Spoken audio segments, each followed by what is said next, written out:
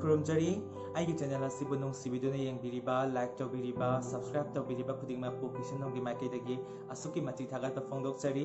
अदुगा ngasiगी video असना ममांगदि खितंग खेनरे ngasiगे असना करिनो हाइबदा आइना गेजखिबा आइना वाक तौजखिबा मणिपुरगी ब्राइडल मेकअप खरखक फोटो आइना खुंगचरगा स्लाइड शो इन सेमजबनी अदुगा वीडियो असि करिगिदमक सेमलिबनो हारगदि आई इसागे सु मेमोरी ओइनबा अदुगा आइना वाक तौजखिबा अदुगा आइगी डेडिकेशन अदु खितंग मयामदा सुम